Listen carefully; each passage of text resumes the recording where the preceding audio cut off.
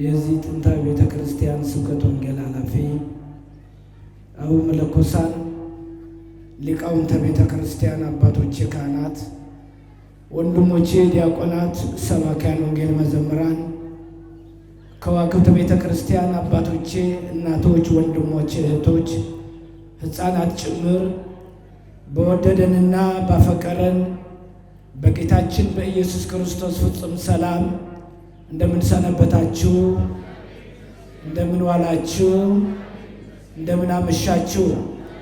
አሜን። አምላካችን እግዚአብሔር በእድሜያችን ላይ ጤንነት ጨምሮ እስከዚህ ሰዓት ያደረሰን የአባቶቻችን የቅዱሳን አምላክ እግዚአብሔር ስለማይነገረው ስጦታው ክብርና ምስጋና ይግባው። የእናታችን የእመቤታችን የቅድስት ድንግል ማርያም አማላጅነት ከሁላችን ጋራ ይሁንልን። የቅዱሳን መላእክት ፈጣኝ ተራዳኢነትና ጠባቂነት አይለየን። በመካከላችን እየገባ የሚፈታትነን ጥንት ጠላታችን ዲያብሎስን ጌታችን አምላካችን መድኃኒታችን ኢየሱስ ክርስቶስ በቅዱስ መስቀሉ ራስ ቀጥቅጦ ከእግራችን በታች ይጣልልን። የምስጢር ባለቤት እግዚአብሔር አምላካችን ለሁላችንም ምስጢር ይግለጽልን።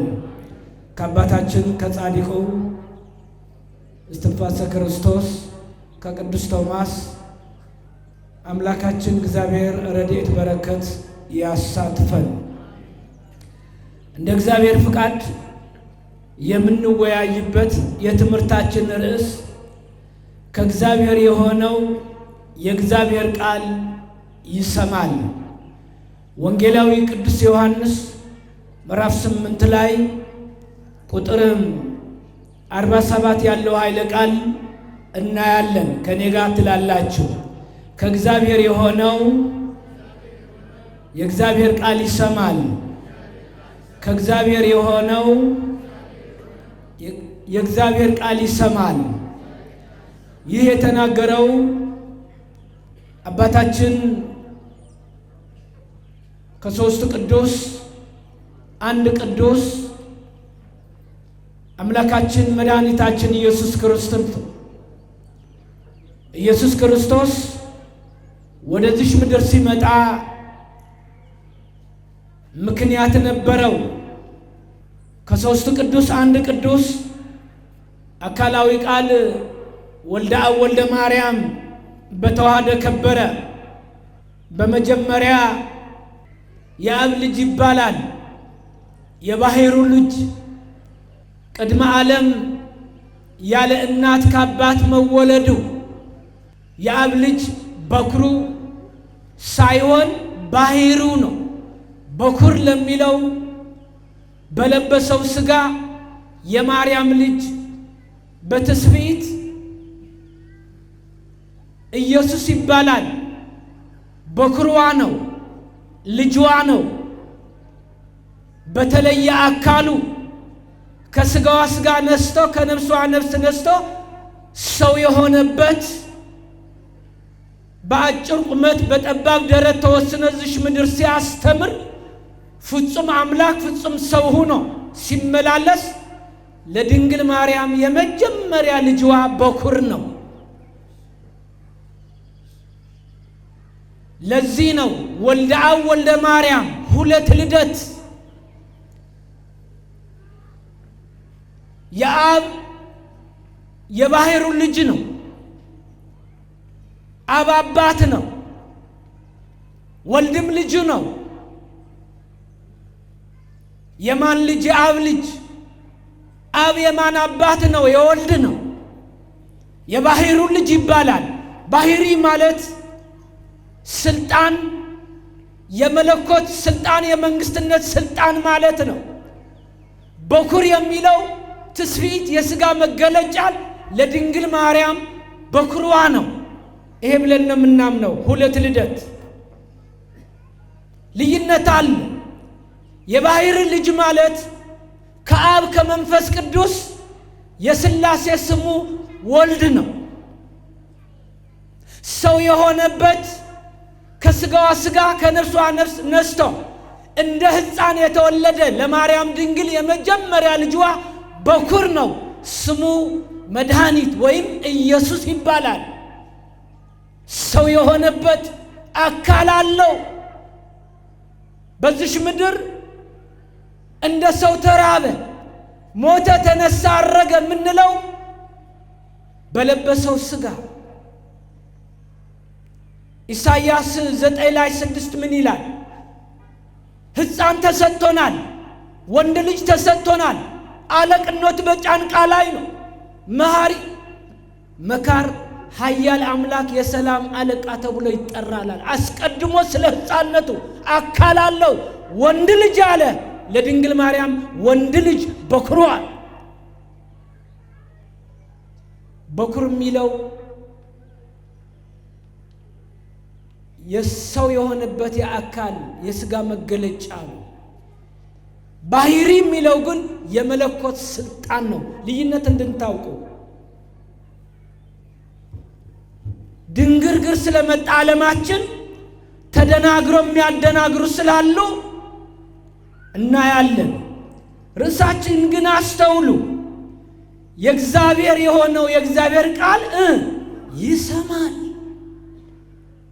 ከላይ ስንመለከት እዚህ 39 ቁጥር ላይ ከፍ ብላችሁ ስታዩ አብርሃም አባታችን ከሱ ትበልጣለህን? አንተ ማነህ? ነቢይ ሙተዋል፣ በሥጋ ተለይቶናል፣ እኛ የአብርሃም ልጆች ነን እያሉ የሚመኩ ቤተ እስራኤል፣ ቤተ አይሁድ ስለ ኢየሱስ ክርስቶስ አምላክነት ያልተረዱ ነው። ነገር ግን ትምክህተኞች ነበሩ። አንድ አባት አለን፣ እሱም አብርሃም ነው፣ እኛ ድቃላዎች አይደለንም፣ አመንዝራ ልጅ ይመጻደቁ ነበር። ኢየሱስ ክርስቶስ ግን እንዲህ አላቸው፣ ለስሙ አጠራሩ ክብር ምስጋና ይግባውና እናንተ አለ የአብርሃም ልጆች መሆናችሁ ሳውቃለሁ። እንደ አብርሃም ሃይማኖት የላችሁ፣ እንደ አብርሃም እንግድነት አትቀበሉ፣ ዘግታችሁ የምትበሉ የምትመጻደቁ፣ ፈረጅያችሁ አስረዝማችሁ በየመንገዱ ሰው እንዲሰግድላችሁ ትፈልጋላችሁ። አብርሃም ግን ይህን አልሰራም፣ አይፈልገውም። እንግዳ ተቀባይ፣ የዋህ፣ በእምነቱ የጸና፣ ሃይማኖትን ያቀና አብርሃም ደግ ነው። አብርሃም የሰራው ስራ አልሰራችሁ።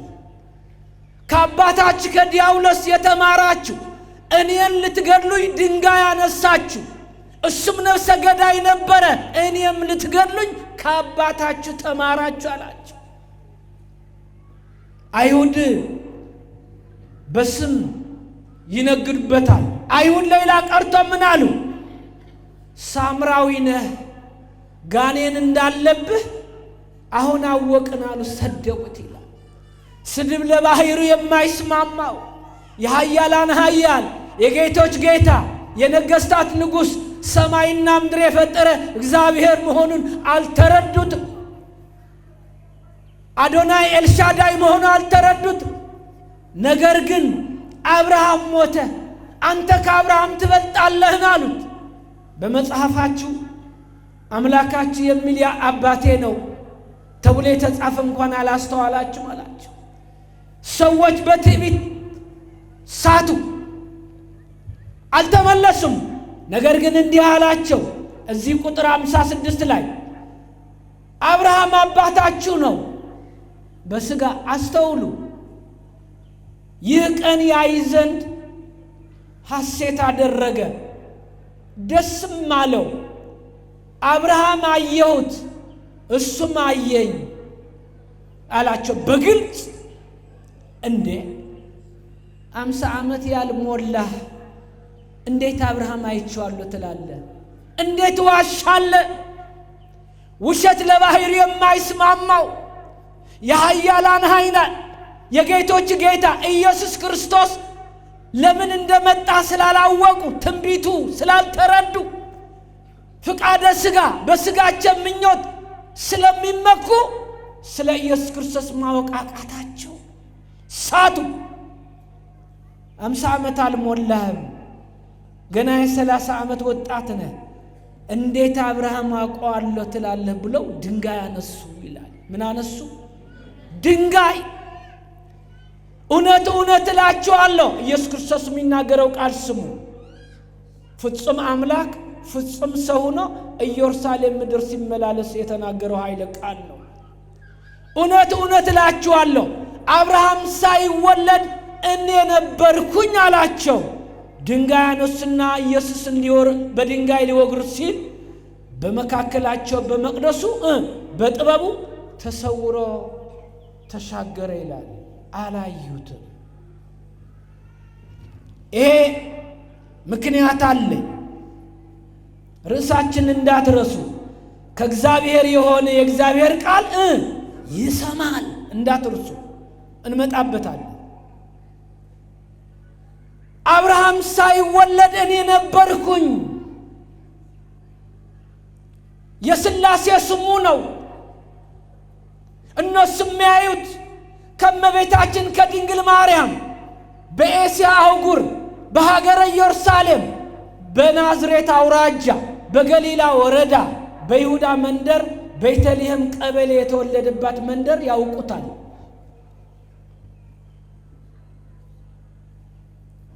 ሰማያዊ አምላክ መሆን አልተረዱም፣ አላወቁትም፣ ሳቱ። ነገር ግን ዮሐንስ ወንጌል ምዕራፍ 1 ላይ ቁጥርም 18 እንዲህ ብሎ ያመጣዋል። ወንጌላዊ ነባቢ መለኮት ሰማይ ምስጢርን የተገለጸ መጻያን ራእይ ሁሉ ዮሐንስ የሚበልጥ የለም፣ ማንም ያየ የለም። 3 ወንጌላውያን ድጋፍ ናቸው። መጽሐፍት፣ ሰንክሳሩ፣ አዋልዱ፣ ገድሉ ሁሉ ምስጢር ለወንጌላዊ ዮሐንስ ለማንም አልተሰጠም። ሥጋ ለበስነ ምድራዊ መልአካዊ ልብስ የለበሰ ምስጢሩን መልአኩ እንኳን 2 ጊዜ ለዮሐንስ ሊሰግድ አስገድልኝ ነው ያለው። ቅዱስ ገብርኤል እኔ እንደ ወንድሞች አገልጋይ ነው ያለው። ብቃቱ ነው። ወንጌላዊ ዮሐንስ ፍቅረ እግዚእነ ታጉሎስ ወንጌላዊው የጻፈው ተመልከቱት። ምን ይላል መሰላችሁ? መቼም ቢሆን እግዚአብሔር አንድም ያየው የለም ይላል።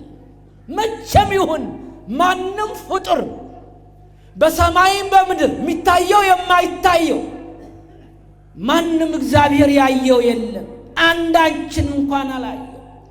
በአባት ፍቅር እቅፍ ተረከው እንጂ ይላል። ማንም ያየው የለም ይላል።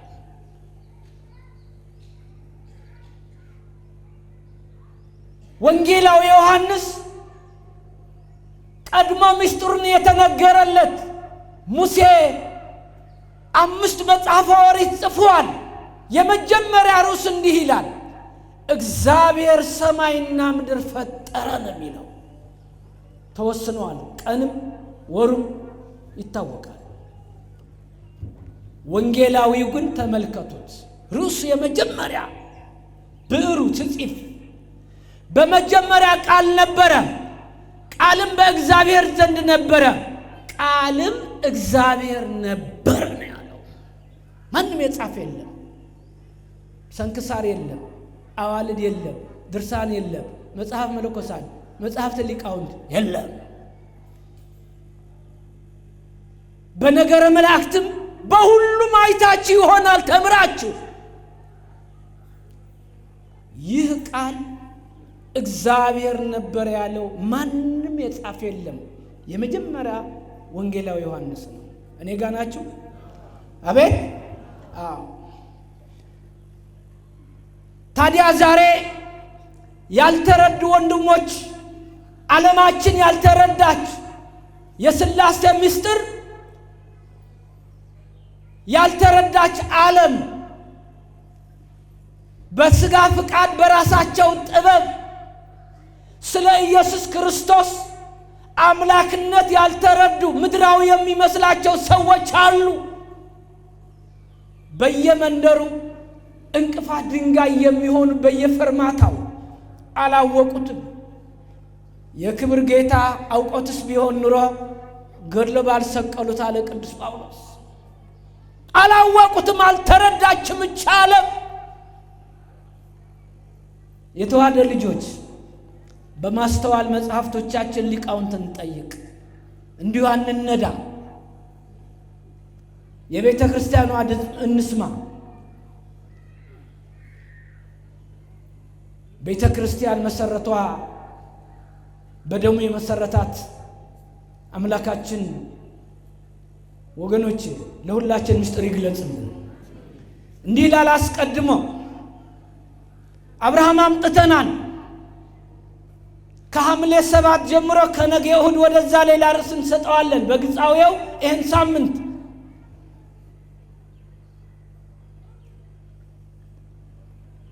አብርሃም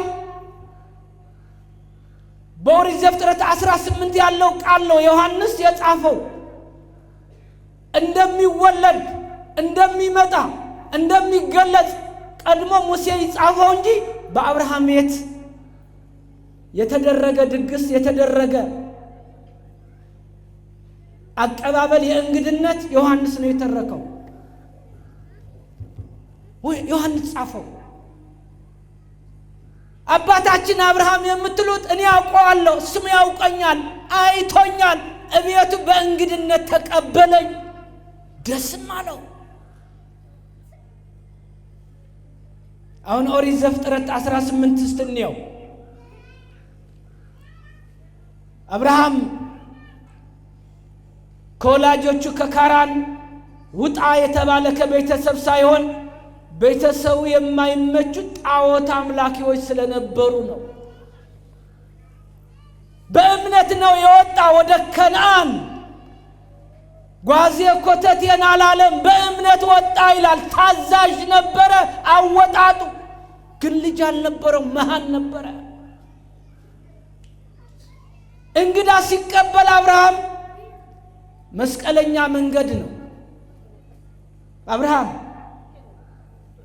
ያገኘ ሰው እንደኔና እንደናንተ በዚህ በቆሸሸ ዘመን አገር የት ነው፣ ቋንቋ ምንድነው፣ ወንዝ ምንድነው የሚባል የለም። ሰው ስለሆነ ብቻ ቤቱ ያድራል፣ በልቶ ይጠጣል፣ ጠዋት ስንቁ አስንቆ ደህናዋል በልሸኛዋል። አብርሃም ዘር አይቆጥርም። አቤትኛ ብንሆን አባይ ማዶናችን እንዴት ነው? ከአባይ ማዶ ወደዚህ ናቸው። እዚህ እንኳን በአንድ አገር ሆነ። አረ በቤተ መቅደሱ ስንት ጉድ አለ። የመንደር ቆጥረን ጨርሰን እኛ ውስጥም ገብተዋል። ጸልዩልን፣ እግዚአብሔር ይቅር ይበለን። አብርሃም የዋህ ነው። እንግዳ ሲቀበል ሰው ሁሉ ዝናው ሰማው። የእግዚአብሔር ሰው ነው። መጽሐፍ የለም አጠገው፣ መምህር የለም፣ ቤተ ክርስቲያን የለም፣ የሚያስተምረው የሚገስጸው አባት የለውም። በእምነት የጸና በእምነት የቆመ ሰው ነው። እንደ ዘመኑ 2 ዲግሪ ያለኝ 3 ዲግሪ ያለኝ እንዲህ ያለ አካውንት ነኝ ምን ምሩቅ ነኝ የለም። ወይ ደግሞ እንደኛ የሐዲስ ኪዳን መምህር ናቸው ሊቃውንት፣ ብሉይ ኪዳን፣ ቴዎሎጂ፣ ነገረ መለኮት በቃ ግራጆች በቃ የለም። አብርሃም ገበሬ ነው። ስንዴው ያመርታል፣ መሬት ያርሳል። በእምነት ስንዴው ይዘራዋል፣ ዝናብ መሬት የዘሩባት ታበቅላለች፣ የተከሉባት ታጸድቃለች። አብርሃም ገበሬ ነው። እንዳንመካ ግን እንደ አብርሃም ለእግዚአብሔር ወዳጅ አልተገኘም በምድር። ከዚህ ሰይጣን ፈተና መጣ። ለ3 ቀን እንግዳ ሰይጣን በመታት አናቱ ገመሰው፣ ለ2 ሰነጠቀው፣ ደም ይፈሳል። ምን ሆን ቃሉ በ4 አቅጣጫ የሚመጡ እንግዶች አረ አብርሃም ልበላ ብዬ ይኸው አናቴ እንዲሁኛለሁ። ሁሉም ተበታተኑ ይላል። እህል ሳይበላ ሳይጠጣ ለ3 ቀን ቆየ። የሱን እምነትን የሱን ጽናትን እያለው እንደሌለው እየራበው ወገኖቼ እንዳልተራበ ታግሶ 3 ሽማግሌዎች በሰው ተመስለው አጋዕዝተ ዓለም ሥላሴ ተገለጹለት። በሩቅ አየና ሲያያቸው እንዴ አይኔ ነው፣ ቁመናቸው አንድ፣ ጢማቸው አንድ፣ ሽምግልናቸው አንድ፣ አለባበሳቸው አንድ፣ አረማመዳቸው አንድ። አይኔ ነው እንዲህ ይላል። ግራ ገባው። ሮጠ። ሲሄድ ጌታዬ ሞገስ አግኝቼ እንደሆነ ባሪያህን አትለፍ፣ እንግድነት እቤቴን ግቡ፣ የሚበላል ውሃ አለ፣ አረፍ ብላችሁ ትሄዳላችሁ። እኛ ደክሞናል፣ ከሩቅ ነው የመጣ ነው። ግድ የለም ቢርበኝም 3 ቀን ነው፣ ቢጠማኝም 3 ቀን ነው። አንዳችሁ ተሸክሜ አድርሻለሁ፣ ሁለታችሁ ጠብቁኝ እዚህ። እየሰማችሁ ነው? አዎ። ልክ አድርሶ ሊመለስ ዞር ሲል ሁለቱም ደግሞ ቁጭ ብላ እንዴ ተሳስቼ ነው እኔ አንዳቸው አይደለም እንዴት ሁለቱ መጡ? ግራ ገባው። ለማንኛው አይምሮው ላይ እያሰላሰለ እግር ማጠብ ሲጀምር የአንዳቸው ሲያጥብ የሶስቱ ታጡ አገኘ። ይሄ ነገር ምንድነው? ለኔ ነው አለ። ለሳራ ግን እንዲህ ተብላለች በገበታዋ። ኩሽና ያለችው ማጀት ያለችው ሰራተኛ እንዳትንቁ ሴቶች አስተውሉ። ለሳራ አብርሃም በስራዋ ነገራት። 3 ሽማግሌዎች ይመጣሉ። በጣሳ 3 ድቆች ሰፍረሽ 1 እንጉቻ ስሪ። ተመልከቱ። አብርሃም ባላት ሰፈረች። 3 መስፈሪያ እንጉቻ ምጣዱ ላይ አረገች። እንጉቻው 1 ነው። ልታበስለው ስትገለብጥ 3 ዳቦ ሆና አገኘችው። ባለቤቴ በዚህ ጣሳ 3 ጊዜ ሰፍረሽ 1 አርጊ ብሎኛል። እንዴት ይሄ ደግሞ 3 ሆና አገኘ? ገልብጣ ስትሄድ እንደገና ደግሞ 1 ሆና አገኘችው። እኔ ተሳስተው ባልና ሚስት ግራ ገባቸው። ሚስጥሩ የማን ነው? ጥበብ የማን ነው? ዕውቀት የማን ነው? አስተውሉ። በስራችን ነው እግዚአብሔር የሚገለጸው። የወደደው የማድረግ ስልጣን አለው። ማንህ የሚለው የለም። እንደ እግዚአብሔር ያለ ማንም የለም። አስተውሉ። ከዚህ በኋላ አብርሃም ለእረኛው እንዲህ አለ፣ ወይፈኖች መርጠህ ቀንዱ ያላከረከረ፣ ጸጉሩ ያላረረ፣ ጥፍሩ ያልዘረዘረ ይዘህና አወራረደው። ለሳራ ሰጣት። ጓዳ እየሰራች እግዚአብሔር ወገኖች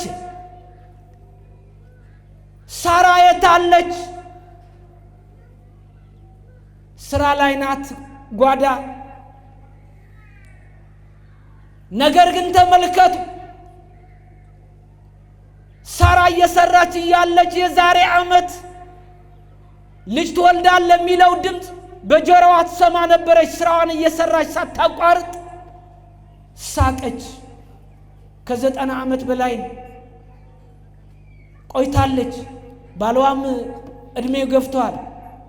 ባለቤቴም እንዲሆን እኔ ያረጁህ ሴት ነኝ፣ ልማዳን እስትም የለም ከኔ ተለይቷል። ሳቀች በውስጧ ይላል። ምን ነው ሳቅሽ አሏት። አይ አልሳቅ፣ መሳቅ ስቀሻል፣ ግን የዛሬ ዓመት ወንድ ልጅ ይወለዳል፣ ስሙ ይስሐቅ ይባላል። ገበታው ቀረበ። ለአብርሃምና ለሳራ እንዲበሉ ሁለቱን አደረጉ በጥበብ። ለአብርሃምና ለሳራ ሲበሉ ሽማግሌዎችን የሚያሳየው 3 ሰዎች መቼም በሰው ፍቃድ በሰው ልማድ ነው የተገለጹት።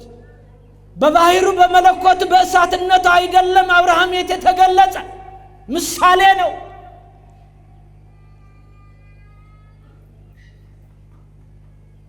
እነሱ ግን ወገኖቼ እሳት ቅቤ ላይ ማስቀመጥ እንደማለት ነው። እግዚአብሔር መንፈስ ነው፣ ረቂቅ ነው፣ እሳት ነው፣ ነበልባል ነው። ማንም ፍጥረት በፊቱ ቆሞ የሚያየውንም የለም። ይሞታል፣ አይኖርም፣ አይቻልም። ነገር ግን የሚገርመኝ አብርሃምና ሳራ ገበታው ከጨረሱ በኋላ ትንሣኤ በቤታቸው አዩ። ምን ያን ወይፈን ሳራ ከትፋ ቀይ ወጥ አልጫን የምትሉት እናቶች የቅመማ ቅመሙ ሁሉ ጨርሳ አቅርባው ያ የተበላ ወይፈን ድስቱ ባዶ ሆኖ ወይፈኑ ፊታቸው ላይ ቆመ። ገበታ ሊነሳ እኮ ነው። ስብሐት ለአብ ስብሐት ለወልድ ስብሐት ለመንፈስ ቅዱስ፣ ለአብ ምስጋና ለወልድ ምስጋና ለመንፈስ ቅዱስ ምስጋና ብሎ የታረደው ወጥ የተሰራው የተወራረደው በፊታቸው ላይ ቆመዋል። ስብሐት ያስተማረን ወይፈን ነው። በኩር ልጅ አልነበራቸውም። ሐምሌ 7 ስናስብ አስቡ። እግዚአብሔር ለወደደው ፍጥረቱ ይገለጻል። ለምሳሌ ዮርዳኖስ በጥምቀት ተመልከቱት። ስግው ቃል አምላካችን መድኃኒታችን ኢየሱስ ክርስቶስ በዮሐንስ እጅ ሲጠመቅ መንፈስ ቅዱስ በነጭ ርግብ ነው የተገለጸ። መንፈስ ቅዱስ ረቂቅ ነው፣ እሳት ነው። በነጭ ርግብ አብ እንኳን በነጭ ደመና ይህ የምወደው ልጄ ነው ስሙ ነው ያለው። ምን አለ አብ? ይህ የምወደው ልጄ ደስ ይለኛል። ቃሉ ስሙ በወደደው ይገለጻል። እግዚአብሔር ለሐዋርያት መንፈስ ቅዱስ እሳት ከሰማይ ወርዶ ላያቸው ምስጢርን ገለጸ። እግዚአብሔር በወደደው መገለጽ ስልጣኑ ነው፣ የባህሩ ነው። ማንም ይለው የለም። ለአብ ፍጹም መልክ፣ ፍጹም ገጽ፣ ፍጹም አካል አለው። ለወልድ ፍጹም መልክ፣ ፍጹም ገጽ፣ ፍጹም አካል አለው። ለመንፈስ ቅዱስ ፍጹም መልክ፣ ፍጹም ገጽ፣ ፍጹም አካል አለው። እሳታዊ ነበልባል ረቂቅ መንፈስ ነው። እዩ፣ ሰዎች ገደል ገብተው ገደል ሊከቱ ይፈልጋሉ። ለመላእክት ለሥላሴ ጾታ የለም፣ የወንድም ጾታ የለም፣ የሴትም ጾታ የለም። ነፍስ ጾታ የላትም፣ ፀሐይ ጾታ የላትም፣ በሴት ትጠራለች። ምድርም ጾታ የላትም፣ በሴት ትጠራለች። ጨረቃም ከዋክብት ጾታ የላቸው። ነፍስ ጾታ የላትም፣ በሴት ትጠራለች። አለማወቅ ይሄ ነው፣ ውድቀት ድንቁርና ይባላል። ሲራክ 3:23 እስከ 27 የሥላሴ ባህሪ አትመራመር፣ ለሰው ካልገለጹ ማንም ማወቅ አይችልም ይላል። ባህሪ ሥላሴ በማታውቀው ገብተህ አትፈላሰፍ፣ አትመራመር። የሥላሴ ምስጢር ማንም ማወቅ አይችልም ይላል። ጾታ የተሰጠው ወገኖች ለሚባዙ ነው። 3 ነገር እናያለን። ለአዝርዕት በአበባ አሉ፣ በእንጨት ይተከላሉ። ሁለተኛ ለእንስሳ ነው፣ ተባታይ አንስታዊ፣ ወንድና ሴት ዕለተ ሐሙስ የተፈጠሩ የሚበሉ የማይበሉ እንስሶች ፈጠረ። ብዙ ተባዙ ምድር ሙሉአት ያለ ሶስተኛው የአዳምና ሔዋን ነው። ሰው እንደ መልካችን እንፍጠር፣ ወንድና ሴት አዳምና ሔዋን እግዚአብሔር ፈጠረ። ሸክላ አፈር ከአፈር ከውሃ ከመሬት ከእሳት ይህ አንድ አካል ነው። ከአራት ባሕረ ሥጋ፣ ባሕረ ነፍስ፣ ነባዊት፣ ሕያዊት ወገኖች ልባዊት የአብና የመንፈስ ቅዱስ ምሳሌ ሕያው ነፍስ እንዲሆን እፍ አለበት። አዳም ሕያው ሆነ ይላል ኦሪት ዘፍጥረት 2 እዩት። ተባት ላይ ያለላችሁ ይሄ ለሥላሴ አይመለከትም። ሰዎች ግን አውቀናል ሲሉ አወዳደቃቸው መጥፎ ነው። እንዲህ ያለ እድር፣ እንዲህ ያለ ብድር፣ እንዲህ ያለ ቋንቋ፣ እንዲህ በምድር በሰማይ እንዲህ ያለ ጥያቄ የለም። ምስጢረ ሥላሴ ማወቅ ዮሐንስ ወንጌል በቂ ነው። ምስጢረ ሥላሴ እዚህ ነው ያለው። ምስጢረ ሥጋ፣ ምስጢረ ቁርባን፣ ምስጢረ ጥምቀት፣ ምስጢረ ትንሣኤ ሙታን አምስቱ አምድ ወይ ደግሞ መሰሶ ዮሐንስ ጽፏቸዋል። ከዚህ ውጭ ያለ መጽሐፍ የለም። ሁሉ እንደ መተርጉማን አመጡት። ተመልከቱ። ይሄንና አብርሃም በዚህ ሰዓት እግዚአብሔር ምን አለ? ለእግዚአብሔር የሚሳነው ነገር አለና የሚሳነው ነገር የለም። የሚመጣ ዓመት ወደ ቤት እመጣለሁ። በእግዚአብሔር አንድ ቀን በእኛ ሺህ ዘመን ነው። በሐረግ ማቴዎስ እዩት። 42 ትውልድ ከአብርሃም እስከ ባቢሎን፣ ከባቢሎን እስከ ዳዊት፣ ከዳዊት ድንግል ማርያም እስከምትወልደው በሥጋ ኢየሱስ ክርስቶስ 42 ትውልድ ይቀመጣል። ማቴዎስ 1 አንብብ። ሐረግ አብርሃም ነው። ኢየሱስ ክርስቶስ በሺህ ዘመናት ከድንግል ማርያም ከሥጋዋ ሥጋ ከነፍሷ ነፍስ ነስቶ በምድረ እስራኤል እንደሚወለድ በሐረግ ማቴዎስ አስቀምጦታል። ስም ዝርዝር 42 ትውልድ 3 ጊዜ 14 ደምሩት። ማቴዎስ 1 አለ። ይሄ ለማለት ነው። ወደ ሌላ ልምራችሁ። ዳዊት እንዲህ ይላል፣ እግዚአብሔር ንጉሥ ውእቱ እምቅድመ ዓለም ገብረ መድኃኒት በማእከለ ምድር። እግዚአብሔር ከዓለም በፊት ንጉሥ ነው ይላል። 7 ሰማያት ከመፍጠር እግዚአብሔር ንጉሥ ነው። መላእክት ከመፍጠር በፊት ንጉሥ ነው። የሚታየው የማይታየው ከመፍጠር በፊት እግዚአብሔር ንጉሥ ነው። አራዊት፣ እንስሳት፣ ፀሐይ፣ ጨረቃ፣ ከዋክብት ከመፍጠር በፊት ንጉሥ ነው። አዳም ከመፍጠር በፊት እግዚአብሔር ንጉሥ ነው። ለዘመናት የነበረ ማነህ የሚለው የለም። ዳዊት እዩት፣ እግዚአብሔር ከዓለም በፊት ንጉሥ ነው ይላል። ዓለም ሲል አስተውሉ። ከላይ እንጀምር። አብርሃም አስተውሉ።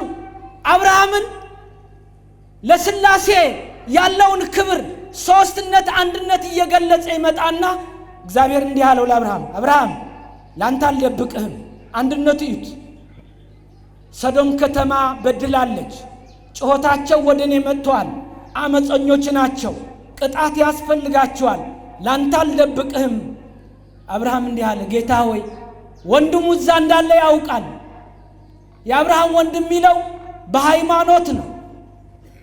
ከአገሩ ተለይቶ ጣዖት ከሚያመልኩት አጎቱን በሥጋ ሐረግ ተከትሎት የወጣ ከካራን ከአመፀኛ ከጨለማይቱ የሞት ከተማ አጎቱን ይዞ ተከትሎ የወጣ ሎጥ ወንድም ይለዋል። በዛሽ አመፀኛ ከተማ ግን ነበር። የሚገርማቸው አብርሃም ጌታዬ 50 ጻድቃን ቢኖሩ እቺ ከተማ ታጠፋታለህን? አላጠፋም። ለ50 ሰው ሲል አላጠፋትም። እሺ ባሪያህን ስማኝ፣ አንዴ አፌን ከፈትኩ፣ ባሪያ ትቢያ ነኝ ስማኝ። 45 ሰዎች ቢኖሩ አላጠፋትም። 40 ቢኖሩም አላጠፋም። 35ም አላጠፋም። አብርሃም ልመናው አስቡት። እሺ 25ስ አላጠፋም። እሺ 20 አላጠፋም። እሺ 15 አላጠፋም። እግዚአብሔርና አብርሃም ነው የሚነጋገሩት። ኦሪት ዘፍጥረት ከ1 ጀምሮ እስከ መጨረሻ አንብብ። 10 ቢኖሩስ አላጠፋም። እሺ 5 ቢኖሩ አላጠፋም አለ እግዚአብሔር። 5ኛ ሰው ጠፋ። ሎጥ 2 ልጆችና ሚስቱ 4 ናቸው። ነገር ግን ይላል አብርሃም ከእግዚአብሔር ንግግር በጨረሰ ጊዜ ወደ ስፍራው ተመለሰ። አብርሃም ይላል ቁጥር 19 ሸገር ይልና ከምሽቱ 2 መላእክቶች ለሎጥ ተገለጹበት ይላል። ተመልከቱ፣ ወንድሙ እንመጣበታለን። እችን ጠቅልልና አመጣታለሁ። ተከታተሉ። ርዕሳችን ምንድነው ብያችኋለሁ? አቤት ርዕሳችን ምንድነው? አቤት የእግዚአብሔር እስትድገሙት። አቤት የእግዚአብሔር የሆነ የእግዚአብሔር ቃል አድምጡ። እንዳረሱ መጨረሻ ጠይቃቸዋለሁ። ከዚህ በኋላ ሎጥ 2 ወጣቶች ክንፍ የላቸውም፣ ጢም የላቸውም፣ ወጣቶች ናቸው። የሰዶም በር ላይ ተገለጹት። እንደ አጎት ሎጥ በሩቅ ሆኖ አየ፣ ተመለከተ። እንዴ እነዚህ ወጣቶች መልካቸው ሲያምሩ ሄጄ ልቀበላቸው የዚህ ከተማ ጉዳይ አያውቁም አለ ሎጥ። ግብረ ሰዶም ኃጢአት የሚሰራባት የረከሰች ምናምንቴ ከተማ። ሮጠና ጌቶቼ ጠጋ ሲላቸው ጢም የላቸው። ልጆቼ ወንድሞቼ እንግዶች ናችሁ፣ በእንግድነት ልቀበላችሁ። ለመሆኑ ከወዴት መጣችሁ? ኧረ እኛ እንግዶች ነን። ባይገርማችሁ ቅዱስ ሚካኤልና ቅዱስ ገብርኤል ናቸው። ጾታ የላቸው እወቅ። አይኑ እሳት፣ ምላሱ እሳት፣ ቃሉ እሳት፣ ጸጉሩ እሳት፣ ልብሱ እሳት፣ መንበሩ እሳት። እግዚአብሔር ረቂቅ መንፈስ። መላእክት እንኳን ይህን ያህል ረቂቃን ናቸው። ይህን ከተማ ታውቃላችሁ አላቸው። ኧረ አናውቅም እንግዶች ነን። በሉ ጉዱ እኔን የማውቀው ወደ ቤቴን እኔ መራችኋለሁ፣ ሰተት ብላችሁ ትገባላችሁ፣ ወደ ሌላ ቦታ እንዳታዩ አላቸው። እሺ አሉ። ቅዱስ ሚካኤልና ቅዱስ ገብርኤል ክንፋቸው እኮ ደብቀዋል። ወጣቶች ናቸው የሚመስሉት፣ ግን ፍጡራን ናቸው። በአምላካቸው ይጠራሉ። የሴት ስም ወገኖቼ፣ የሴት ጾታ የላቸው፣ የወንድ ጾታ የላቸው። እመሃ በዓሉ መናፍስ ረቂቃን። እግዚአብሔር ረቂቅ ነው። በአባታቸው ይጠራሉ። ሎጥ ተቀበላቸው። ግቡ አላቸው። ገቡ። መጨረሻ የሚቀርበው ቀረበ፣ እንዳጎቱ እንደ ወንድሙ። ቅዱስ ሚካኤልና ቅዱስ ገብርኤል ረቂቃን ናቸው ብያቸዋለሁ። ምስጋናቸው ቅዱስ ቅዱስ እያሉ እግዚአብሔር ማመስገን ነው፣ ሌላ የለም። ለሎጥ ግን የእንግድነት ባህሪ እየበላ ያሳዩታል። የለም ይሄን ካበቁ በኋላ ኃጢአተኛ ከተማ ወንዱም ሴቱም ከበባት። የሎጥ ከተማ አንተ አሉት፣ ሁለት ወጣቶች ሲገቡ ቤትህ አይተናል። ለመንገዳችን ለመንደራችንም አዲስ ስለሆኑ አውጣ አሉት። ኃጢአት ሊሰሩ እኮ ነው። እናንተ ይሄን ኃጢአት እግዚአብሔር አትፈሩም እንዴ? እንግዶቼ ናቸው፣ ደሞ ወጣቶች ናቸው፣ ሕፃናት ናቸው። በቤተ ጣራ ገብቶ አሳልፌ አልሰጣችሁም። ለምንድን ነው ይሄንን ኃጢአት ምኞት የምትመኙ አላቸው። ዝም በል፣ ፈቃደ ሥጋችን በእነሱ መፈጸም እንችላለን። ዝሙት እኮ ነው እና መንዝር ርኩስ ከተማ። ሎጥ አለ ተው። እምቢ አሉት፣ ገፈተሩት። በል ሁለት ድንግል ሴቶች አሉ፣ ፈቃዳቸው በእነሱ አርጉ፣ ልጆች አሳልፈ ልስጣቸው። እነዚህ ግን ወጣቶች የኔ እንግዶች ናቸው፣ እኔን አምነው ነው የገቡ። እምቢ አሉ ይላል። ሴት አጥተን ነው እንዴ? ገፈተሩት ይላል። መልአኩ ሚካኤልና ቅዱስ ገብርኤል ሁለቱ አይለያዩም። አይናቸውን አሳወሯቸው። መስኮቱም በሩ መያዝ አልቻሉም። ሁሉም ተበታተኑ። ከዚህ በኋላ ሎጥ በእንግድነት ተቀብለህናል፣ እናመሰግናለን። አንድ ነገር ግን እንገርህ አሉት። እግዚአብሔር አዞናል። የዚህ ከተማ ጉድዋና ቃለን ተልከን ነው የመጣ ነው። ቃላችን ስማ፣ ወደ ዞዓር ሂድ፣ ውጣ ከዚህ ከተማ፣ ትእዛዝ እንሰጥሃለን አሉት። መልአኩ አንዱ ሚስትህንም ልጆችህንም ይዘህ ውጣ፣ ከተማይቱ በዓይንህ ዘወር ብለህ እንዳታይ። ልክ ከከተማ ወጣ እንዳለች የውጫው ልመና ጎረቤት ታውቃላችሁ እናቶቼ እንዴ 32 ጥርሴን ያወለቁበት ያደኩበት መንደር ጭቃ የተጫወቱበት አይደለም የምትሉት? የሎጥ ሚስት ደግሞ ምን ማለታቸው ነው ስትል ጨው አንድ ድንጋይ ሆና ቀረች። መልአኩ ክንፋቸውን መዘዝ አረጉ። ቅዱስ ገብርኤል ሎጥ ምን አለ? ጌቶቼ አላወቅሁም፣ እናንተ የሰማይ መላእክት ነበራችሁ እንዴ? ምህረት ስላገኘሁኝ ስላዳናችሁኝ እግዚአብሔር ይመስገን። ተመልከቱ፣ መላእክት መሆናቸውን አረጋገጠ። ከተማይቱ በእሳት አነደዷት ይላል። መላእክት ናቸው ይህን ያህል። ከዚህ በኋላ ነው አስተውሉ፣ ረቂቃን ናቸው፣ የእግዚአብሔር ሰራዊት። እኛ አናያቸውም፣ እነሱ ያዩናል። አንድ አይናቸው ዓለምን በአንድ አይን ቅዱስ ሚካኤል ሁሉ ማየት ይችላል። ከላይ እንምጣ፣ እዩት። ስነ ፍጥረት አስቡ። እሁድ 3 ሰዓት ጽርሐ አርያም፣ 4 ሰዓት መንበረ ጸባኦት፣ 5 ሰዓት ሰማይ ውድድ፣ 6 ሰዓት መንግሥተ ሰማያት የተፈጠረች ነው የምነግራችሁ። ከተሞቹ እኔ ጋር ናችሁ። ራማ 7 ሰዓት፣ ኢዮር 8 ሰዓት፣ ኤረር 9 ሰዓት፣ 10 ሰዓት መላእክት ፈጠረ እግዚአብሔር። በበስመው እንደየስማቸው መላእክት ፈጠረ። በሰባቱ ሰማያት 4 ከተሞች የመላእክት ከተሞች ይባላሉ። መንግሥተ ሰማያት ለሳጥናኤል ተሰጠች ከመውደቁ በፊት። የዛሬ ዲያብሎስ የዛሬ ሰይጣን ኤል ሳጥናኤል ቅድመ እግዚአብሔር የሚቀርብ እሱ የሚበልጥ የለም። በክህደቱ በጥፋቱ በምርምሩ በፍልስፍናው እንዴት ወደቀ? ክስክስ ብሎ ወደቀ። ትዕቢት ያስታብያል፣ ዕውቀት ያስታብያል። ከዚህ በኋላ ተመልከቱ፣ በከተሞች ሲመደቡ በአበይት 6 ይከፈላሉ። እልፍ ወአላፋት የሺ ቁጥር መቁጠር አንችልም። በ4 ከተሞች የነበሩ መናብርት፣ ስልጣናት፣ አጋዕዝት፣ ኃይላት፣ ሊቃናት፣ መኳንንት ስንት ይሆናሉ? 6 በ4 ከተሞች። 4ተኛ ከተማ ግን መንግሥተ ሰማያት ሳጥናኤል ሲክድ ረቡዕ ቀን ተቀማ፣ ለሚካኤል ተሰጠ።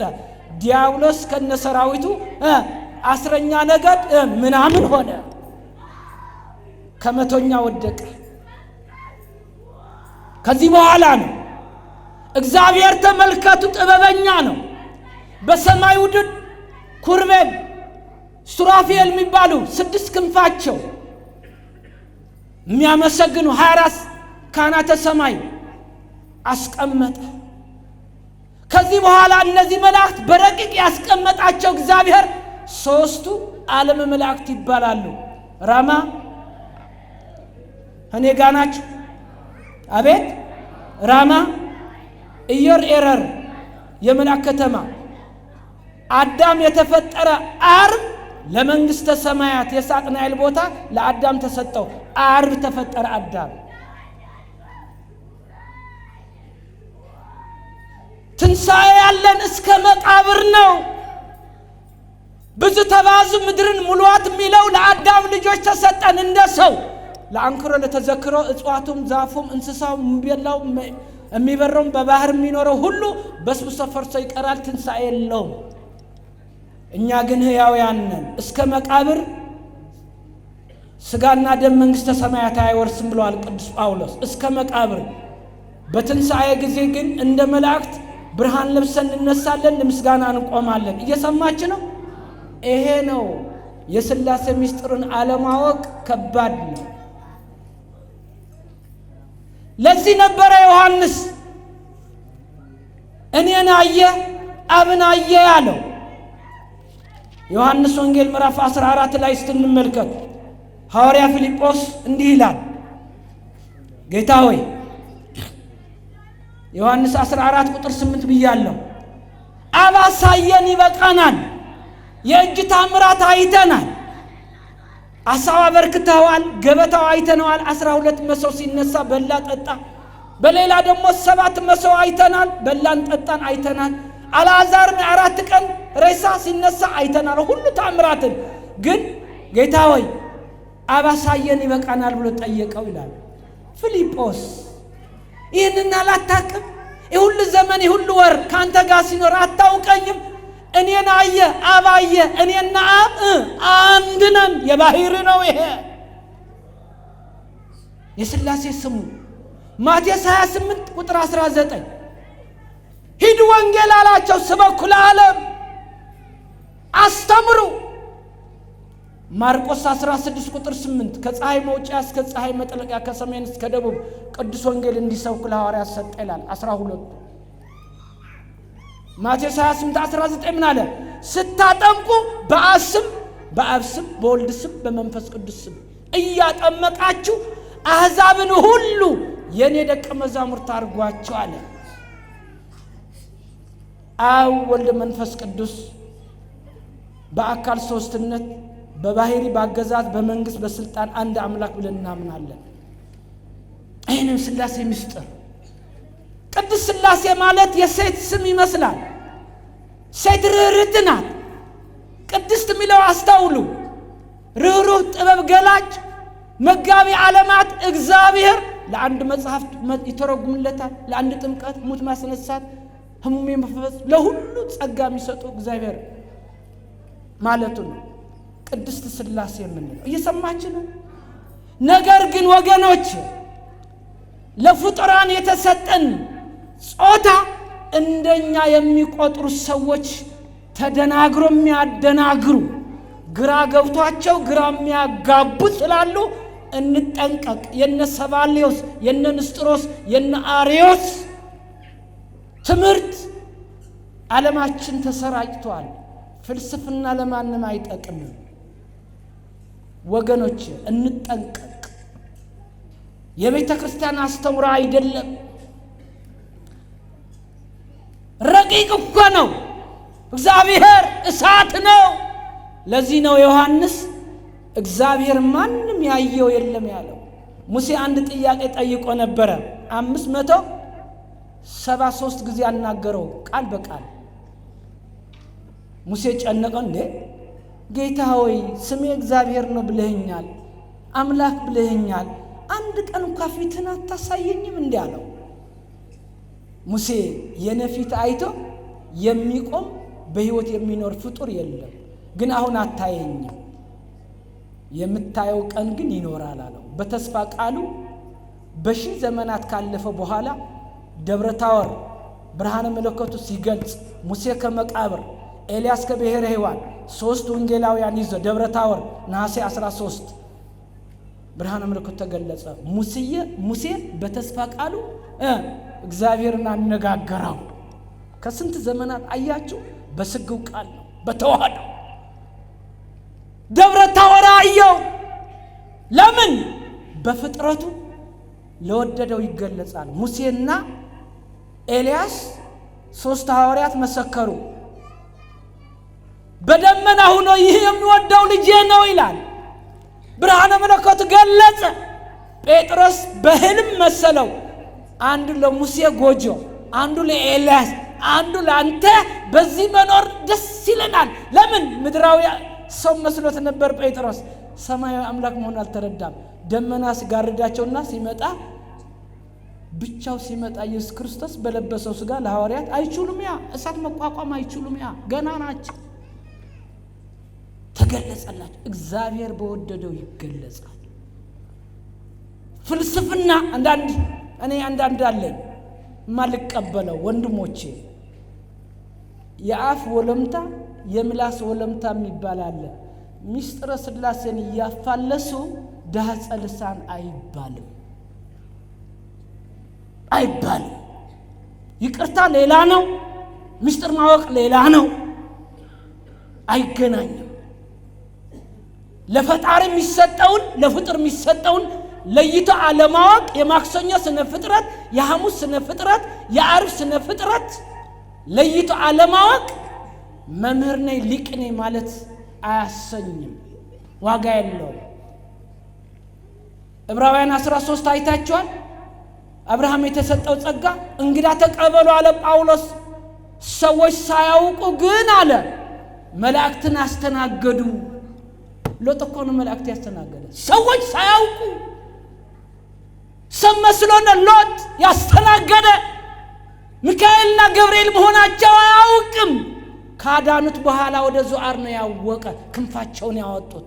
ማንንም ይላቸዋል የመላእክት ረቂቅነት አለ ወይ? እንዲያም አገልጋዮች ይላል መዝሙር ያዙ።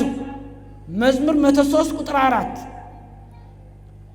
አገልጋዮች መላእክት መናፍስት ናቸው፣ አገልጋዮች የሚንበለበል እሳት ረቂቃን ናቸው ይላል። እሳት አንጸባረቂ ብርሃናዊ መልአክ ብርሃን ለባህሩ እግዚአብሔር ብርሃኔና መድኃኒቴ ያለ ዳዊት እኔ እናንተን ሥጋ ለበስ። ለአንክሮ ለተዘክሮ ያው እንስሳ ይታወቃል፣ በስብሶ ፈርሶ ይቀራል። ለሁሉም ጊዜ አለው። መክብብ 3:11 በጊዜው ውብ አድርጎ እግዚአብሔር ሰራው። ይህንን ካላወቅን ይከብዳል። ኤርምያስ 10:10 ላይ እግዚአብሔር እውነተኛ አምላክ ነው፣ እርሱም ሕያው አምላክ የዘላለም ንጉሥ ነው አለ። የዘላለም ምን? አቤት! ኤርምያስም ይሁት የዘላለም አምላክ እሱ የዘላለም ንጉሥ ነው፣ ሕያው አምላክ አለ። ለዚህ ነበረ ኤርምያስ ሰማይና ምድር እንዴት እንደተዘረጉ እግዚአብሔር እንዴት እንደፈጠራቸው እንዲህ ይላል። እጠቀልለዋለሁ። ኤርምያስ 10:12 ያዙ። ምድርን በኃይል የፈጠረ ዓለሙን በጥበቡን ሰማያት ሰማይ ይለያያል። ይሄ ባቢል የሚባለው የሚታየው በሶስት ይከፈላል። ውሃው መሬቱ ምናየው የረጋ ወደ ታች በ20 ብከፍለው 5 ርዕስ አሉት። በርባሮስ፣ ኩሬብ፣ ናጌብ፣ ዱዳሌብ፣ አዜብ። እነዚህ 5 ክፍል አዜብ ንፋስ ነው፣ ዱዳሌብ መሬት ነው፣ ናጌብ ውሃ ነው፣ ኩሬብ እሳት ነው። ወደ ታች ያሉ እነዚህ የዘረጋ እግዚአብሔር በእጁ ነው፣ ማንም ይለው የለም። እንዲህ ይላል፣ በማስተዋልን ዘረጋ እርሱ ነው። ድምፅ ባሰማ ጊዜ በሰማይ ይሰበሰባል፣ ከምድርም ደመና ከፍ ከፍ ይላል። ዝናባትን መብረቅን ንፋሳትን ወኖቼ ዝናብም መብረቅም ያወጣል ይልና ንፋሳት ከመዛግብት ያወጣቸዋል ይላል። መብረቅ የዝናብ እግር ነው። ከደመና ምድር አንስቶ ዝናብ እንዲዘንብ ያደርጋል። ሰማያት በጥበብ ይዘረጋ፣ መዛግብትን ንፋሳት ከመዛግብት ይጠራል ይላል። 4 ንፋሳት ለእኛ ነው የምንጠቀመው፣ እጽዋቱ፣ እንስሳው 4 በአዜብ 8ቱ ግን ለምጽአት ሁሉም የሚታይ የማይታይ የሚጠራርጉ ወጥተው አያውቁም። ለምጽአት ይወጣሉ። የሚታየው የማይታየው ያልፋል። ሰማይ ምድር ያልፋል፣ ቃሌን አያልፍም። ጊዜ ጠብቁ። 8 ንፋስ በገብርኤል አሉ። እንግዲህ ወገኖቼ በማስተዋል እንድናውቅ እግዚአብሔር ይርዳን። የአምላካችን ቸርነት ሁላችንም ይጠብቀን። የእግዚአብሔር ቃል ወገኖቼ ርዕሳችን እንዳትረሱ። ምንድነው ያልኳችሁ? የእግዚአብሔር ቃል የሆነ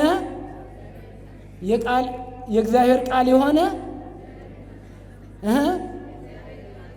ጎበዞች ያስተማረን የገሰጸን የአባቶቻችን የቅዱሳን አምላክ ይክበር ይመስገን። ሀገራችን ኢትዮጵያ መሃልዋን ገነት ድንበሯን በእሳት መላእክት ይጠብቅልን። የወንድማሞች ደም መፍሰስ ያቁምልን። አስራት በኩራት አገርዋ ኢትዮጵያ ንጽሕተ ንጹሐን ድንግል ማርያምን በምልጃዋ ትጠብቀን። ለዓለም ሁሉ ሰላምን ያወርድልን። ሕፃናት ያሳድግልን። አረጋውያን ይጠብቅልን። የሁላችን ፍጻማችን ያሳምርልን። ይቆየን። ወስብሐት ለእግዚአብሔር። አምለኪ ማርያም ሰላም ለኪ መጽንዕተ ኃይል ሰላም ለኪ